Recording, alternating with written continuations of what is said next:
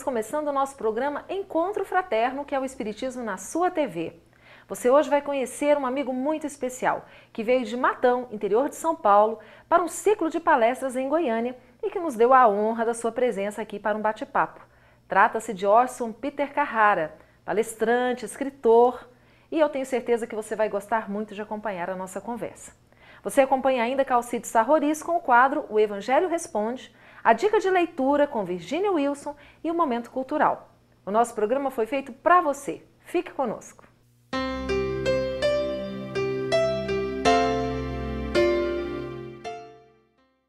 Hoje temos a alegria de receber para um bate-papo aqui nos nossos estúdios Orson Peter Carrara. Orson, uma alegria tê-lo aqui conosco. Ivana e amigos telespectadores, é uma alegria também estar aqui em Goiânia participando desse encontro, desse debate, desse diálogo tão fraterno.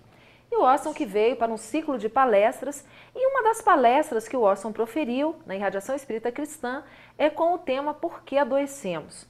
E nós gostaríamos de conversar um pouco com você, Orson, então, sobre o sofrimento, porque nós sabemos que o momento da doença é um momento de sofrimento.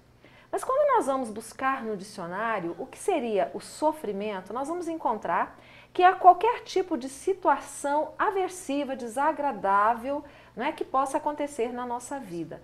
Ou seja, nós podemos concluir que sofrimento é algo normal? Todos nós sofremos. Ivana, o sofrimento faz parte do estágio de vida que nós estamos.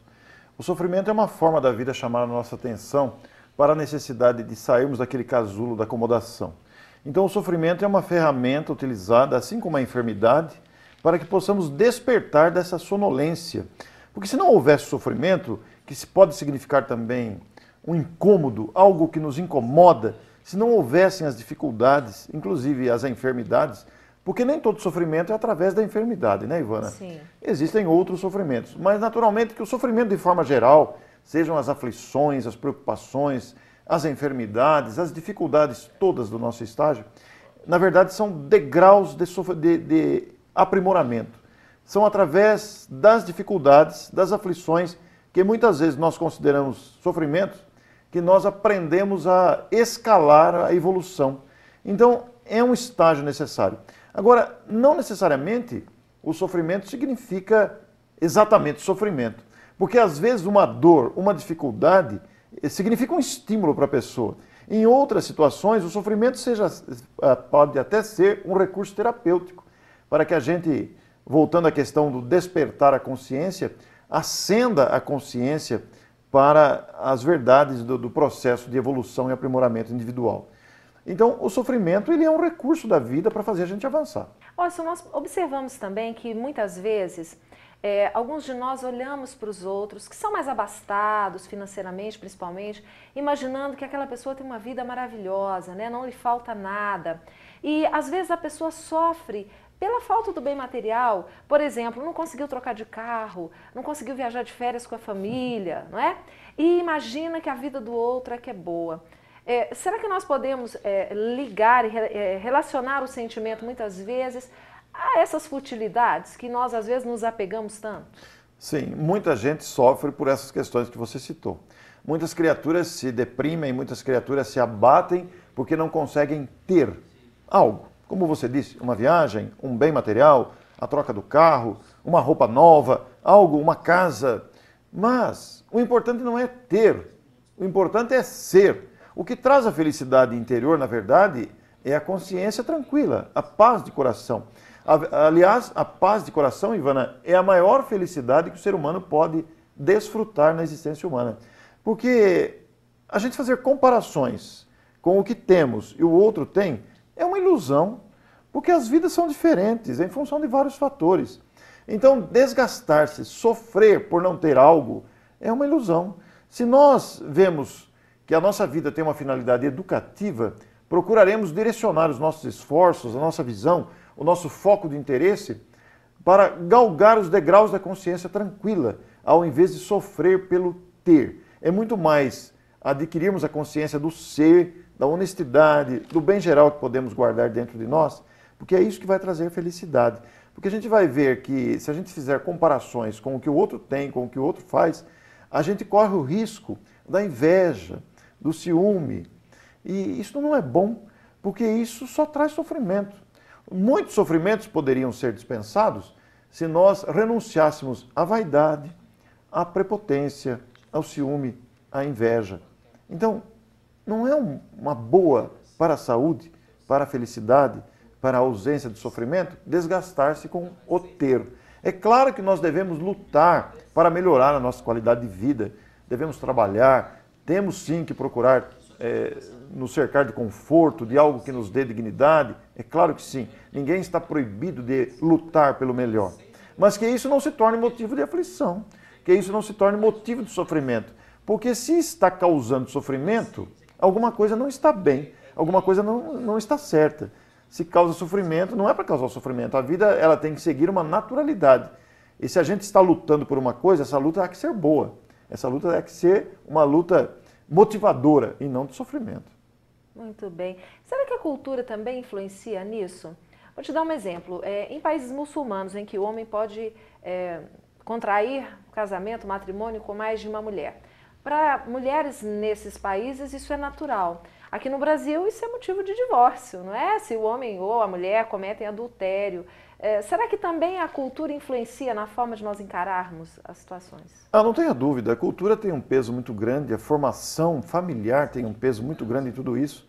Porque você imagina, por exemplo, que um pai ou uma mãe que transmitem ao pequeno que nasceu, ao filho que está no lar ali, esta noção de que é preciso acumular bens, essa noção de que tem que dar preferência a si, estimulando o egoísmo em detrimento do outro, isso vai criando uma mentalidade egoísta do acúmulo de bens. Isso vai criando uma cultura familiar até de aquisição, de ter. Agora, a cultura milenar da sociedade humana, a cultura que se acumulou ao longo dos séculos, traz essa visão materialista do ter, do adquirir, do possuir. E isto é causa, muitas vezes, de tragédias familiares, na divisão de bens, em heranças, etc. E muitas vezes naquela mentalidade que não respeita a coletividade para ter. A pessoa quer galgar, não importa o custo, não importa o preço. E isso é altamente prejudicial para a felicidade humana, tanto daquele que pratica, daquele que se deixa contaminar por essa mentalidade, quanto as pessoas que estão à sua volta e que sofrem o assédio de pessoas contaminadas por esta vaidade. Nós estamos então falando hoje com o Orson sobre as causas do sofrimento, por que adoecemos. Nós vamos para um breve intervalo, voltamos daqui a pouquinho, mas antes você confere a dica de leitura da semana com Virginia Wilson. Até já!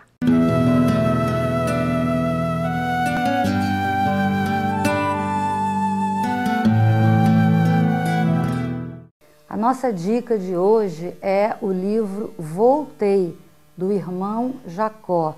É um livro muito interessante que vem nos orientar à aprendizagem da nossa vida espiritual. É interessante nós percebermos a intensa busca desse espírito, o irmão Jacó, para conseguir fazer brilhar a sua luz, seguindo aquele ensinamento do Cristo, deixai brilhar a vossa luz. E ele percebe que essa iluminação interior só acontece quando ele realmente se despe do seu orgulho, do seu egoísmo e pede auxílio a Deus, direcionando a sua ajuda àqueles mais carentes. Voltei, um livro muito importante para nós espíritas, trabalhadores do movimento espírita, para que possamos ler, analisar e nos apercebermos da importância da nossa alegria, do valor que devemos dar ao nosso trabalho na doutrina e principalmente da importância das nossas boas ações e a importância da prática da caridade no mundo espiritual. Então leiam Voltei, um livro muito bom, muito agradável e que traz ensinamentos profundos a respeito da vida espiritual. Boa leitura.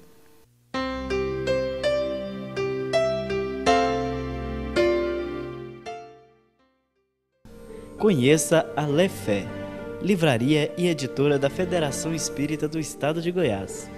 Menores preços, obras selecionadas, conforto e garantia. Facilidade no pagamento, entrega a domicílio. Venha tomar um cafezinho com a gente.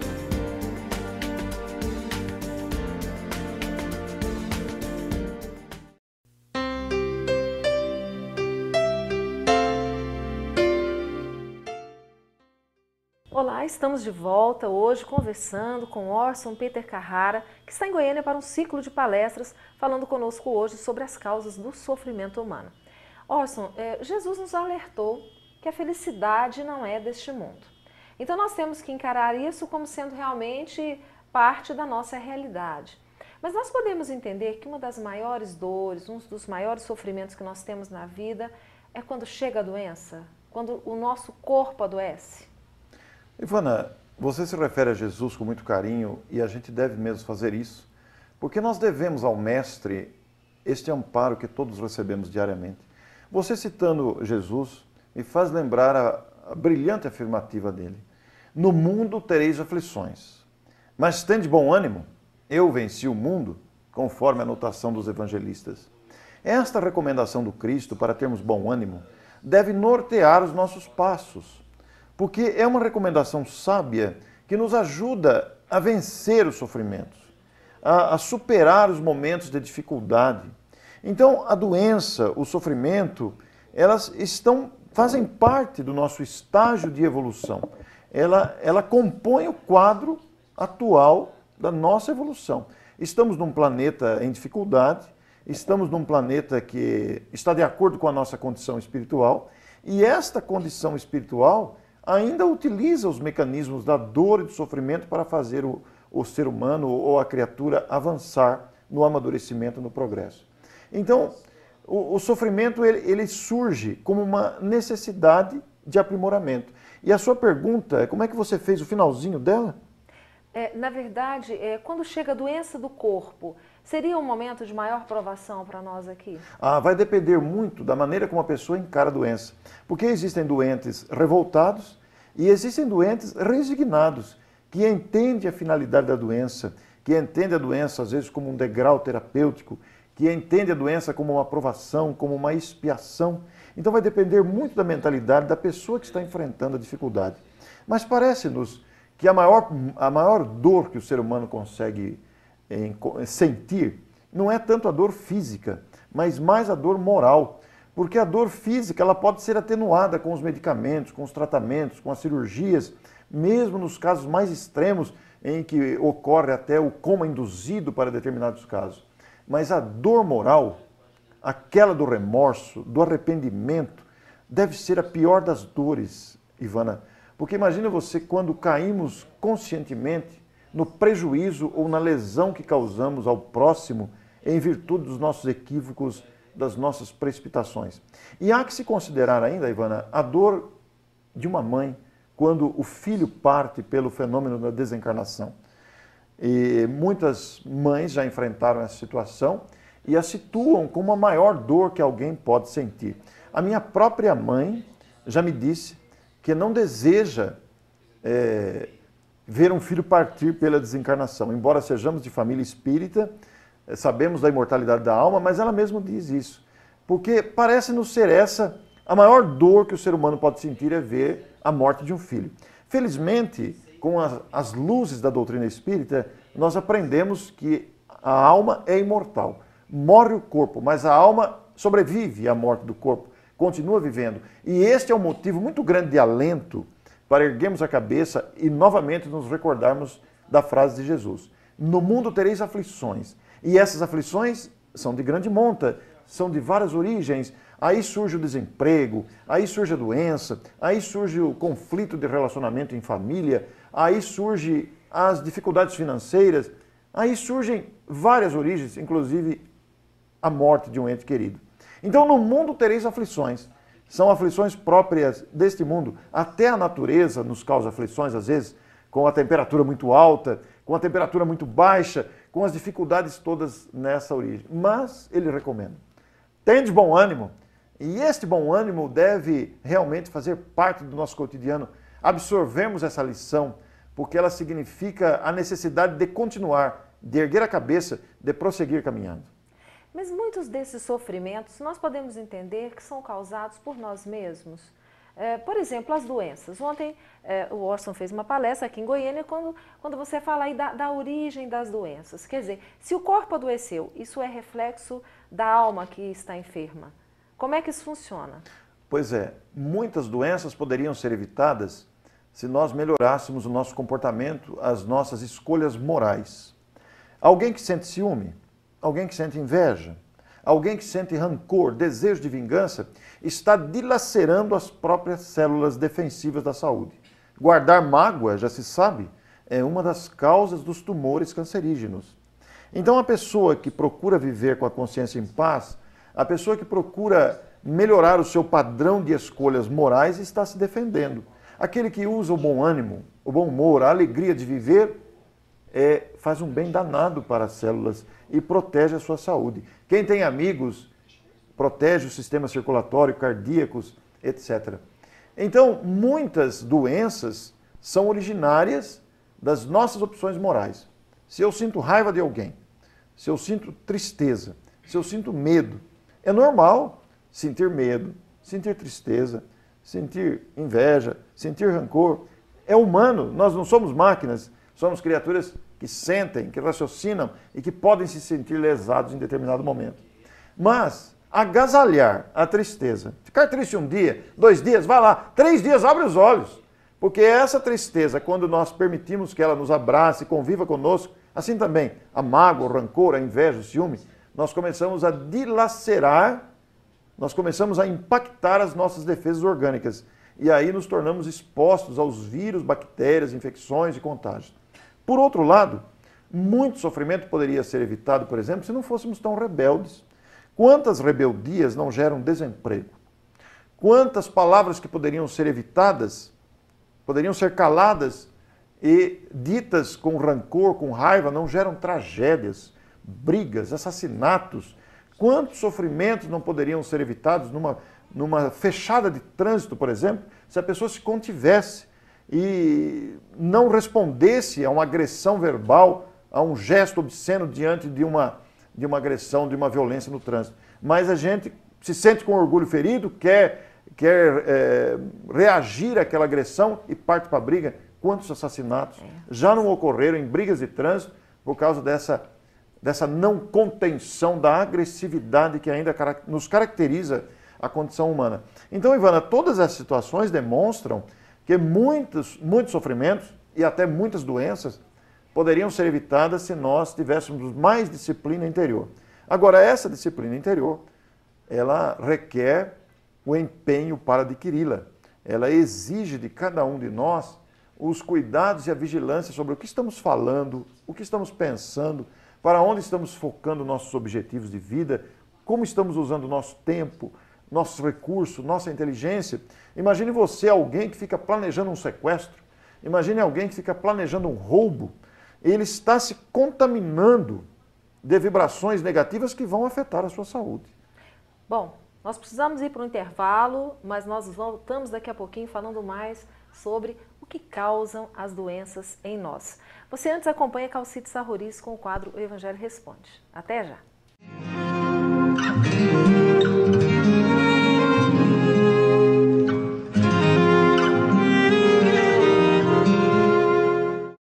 Olá, Evangelho de Lucas, capítulo 12, versículo 16 a 21. Uma parábola muito pouco divulgada.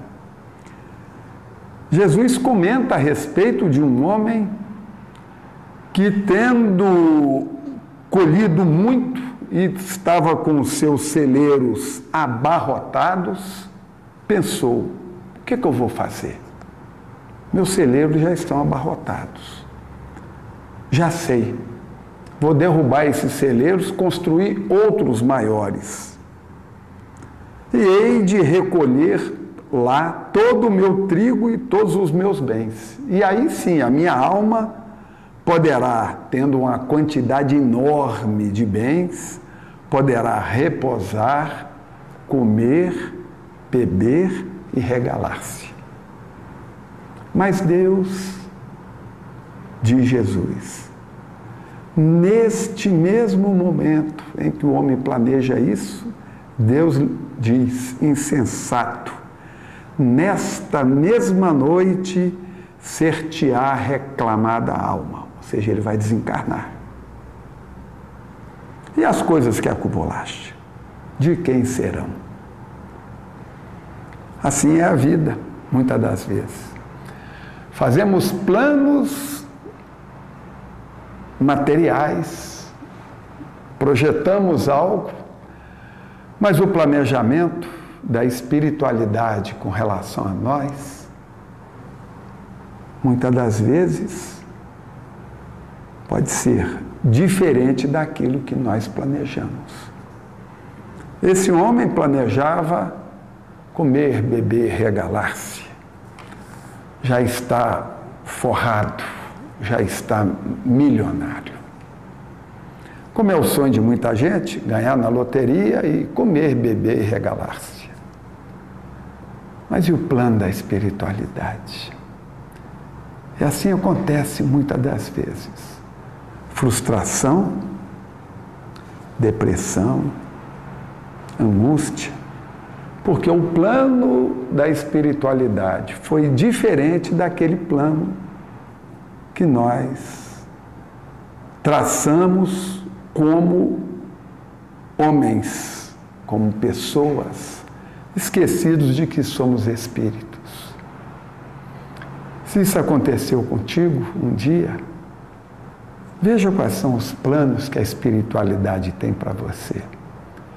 Porque muito além da necessidade do corpo, ou da vontade que temos de comer, beber e regalarmos, a programação divina que nós mesmos aceitamos e colaboramos no seu planejamento, antes de reencarnarmos aqui. O Evangelho responde.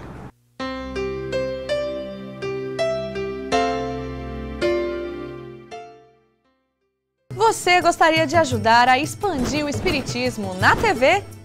Então aí vai a dica.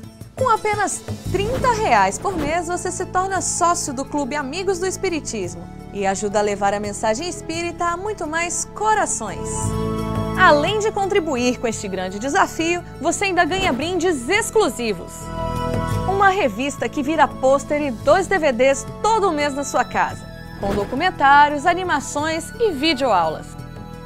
E tem mais, quem se associar agora ganha uma camiseta exclusiva. Então, o que está esperando? São apenas R$30 por mês. Acesse www.amigosdoespiritismo.com.br, faça o seu cadastro e participe.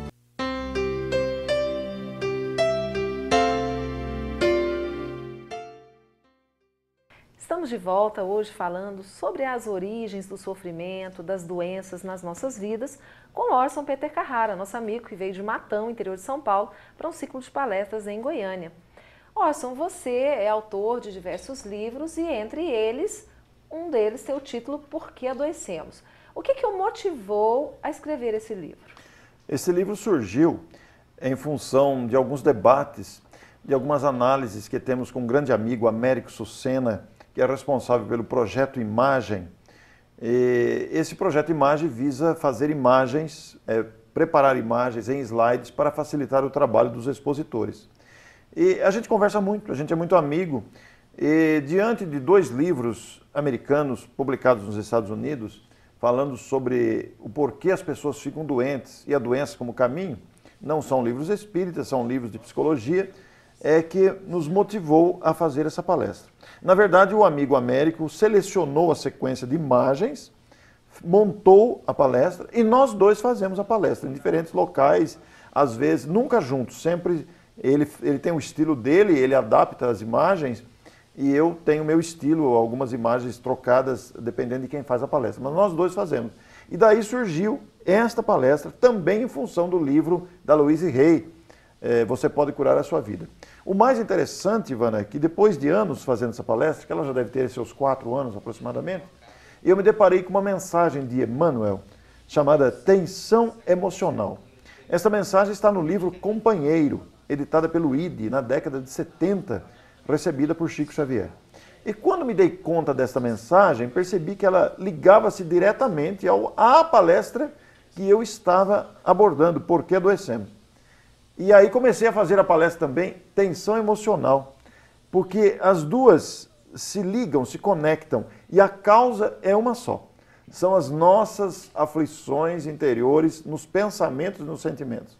Quer dizer, nós temos, Ivana, que adquirir serenidade.